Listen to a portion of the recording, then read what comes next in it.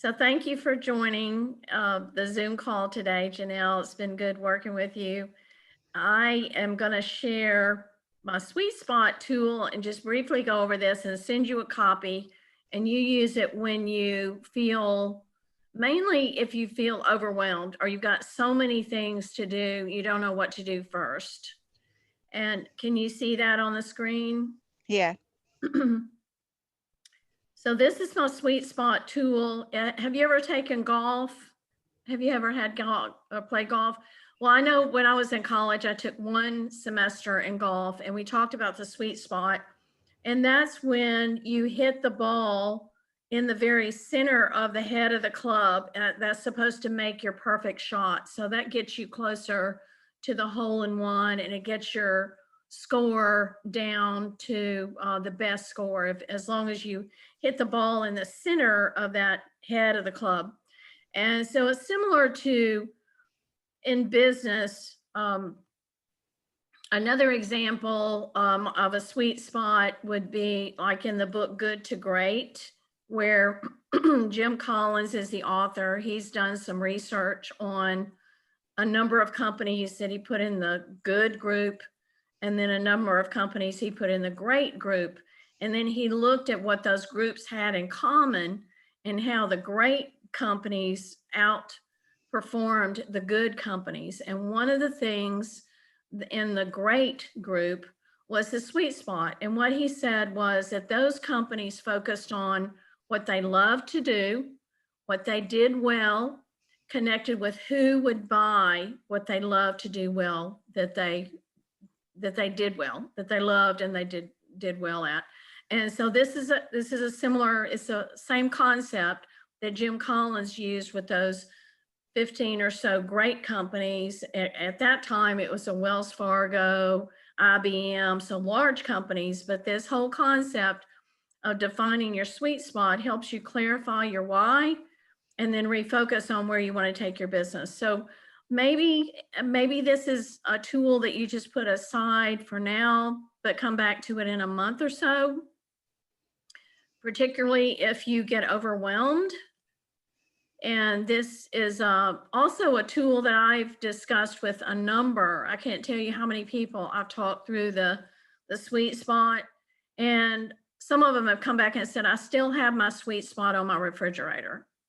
And so it's a way to focus on where you want to go and what's important to you. It keeps driving you every day. So as you push harder and it gets harder and you have more things to do, it's it's a one-page image, which is that 3 roads leading into one, and post it somewhere where, whether it's on your refrigerator or on the bathroom mirror, on the monitor, on your desk, the computer monitor. And so I'll quickly go through the components of the sweet spot, which is who you are, what makes you happy, and what is your passion. What do you do?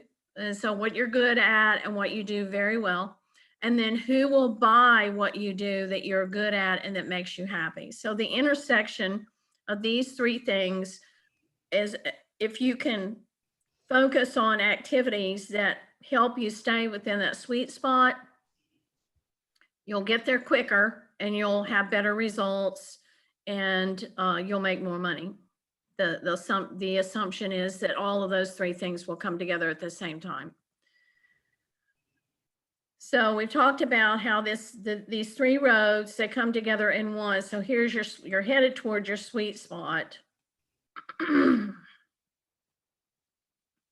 And I'll go through the examples. So my examples are in gray, and then it would be your turn to complete this handout once you go through the example. So write down what really makes you happy and choose a verb or verbs that best describe what you want to do in your life or your business. Think about what problems you solve, what solutions you offer, and for whom.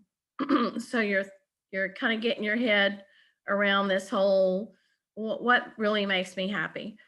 And this is an example I've used for my business. So I really want to connect business owners with financial success. And so this is kind of long right now, but it talks, so I'll use the verb connect or build, and I kind of played around with that verb. but the main verb of what describes me connecting with or serving my customers, who are my customers, and then what do I do to provide a benefit to them.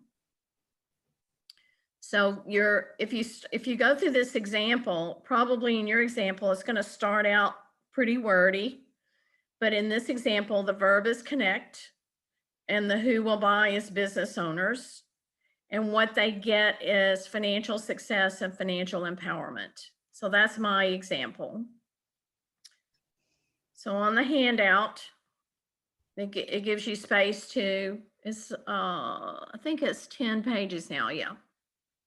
So it's 10 pages, and I'll send it to you in Word and PDF, but then you go ahead and go through your sweet spot. And then step 2 is add to what you wrote in step 1, or fine tune it, clarify. I should probably change that to clarify. Describe what you do well and something you can pursue with the goal of being the very best at whatever you're doing on your block or in your community. I'm going to be the best I can in terms of financial empowerment. I'm going to be the best I can in terms of health benefits or wellness benefits, or whatever it is that you're doing. And so just continue to refine your sweet spot. So here's what mine looks like right now. I connect business owners with business tools using business planning, goal setting, and budgeting to help them increase profitability and build personal wealth. So you see where I started out with 2 or 3 sentences. Now I have one long one. And then for step 2, there's a space for you to complete your part of the exercise. And then in step 3, describe the benefit that you want to provide to your client, something that makes you happy, makes them happy, and that you do well and enjoy doing. So I connect business owners with business tools so that they are empowered financially to reach their full potential. So hopefully you can see this is even shorter than in step 2, and it's more concise and it becomes more clear.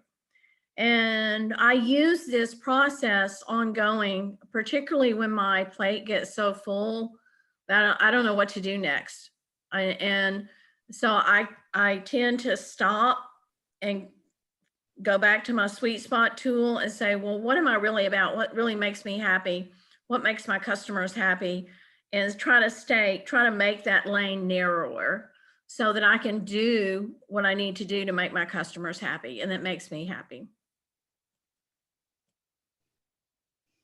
So it's important that your sweet spot include the best action word. So that verb, my verb connect, is important to me. Whatever verb you would typically use in your sweet spot, that is a strong action word of what you do for yourself and for your clients. Who benefits? So the next clarity would be who is going to pay? What do they look like? Is it government entities, individuals, small businesses, startups, however you want to clarify who is benefits and is willing to pay? And then the best concise description of what you do very well. So it's a combination of these 3 things. So any activities outside your sweet spot should be avoided as they are a distraction. They cost you money, time, energy. It doesn't help you move forward to make that lane narrower. It widens, it adds more lanes to your track, and therefore you get more and more behind on the activities that you initially said you were going to do based on your original focus. And then maybe some other opportunities have come in front of you, and so there is kind of a block and tackle, almost like a football game, if you will. Your ideal sweet spot is like that perfect shot in golf where you can experience the highest probability of joy and success in your business when you do what you do best, what you love, matching your efforts with serving those clients who will pay for it. Your sweet spot empowers you emotionally and financially to move forward successfully. And so in wrapping up, this is what I continue to fine tune for myself. So this is the first time I've done the 6-figure business plan challenge, but I do plan to repeat it.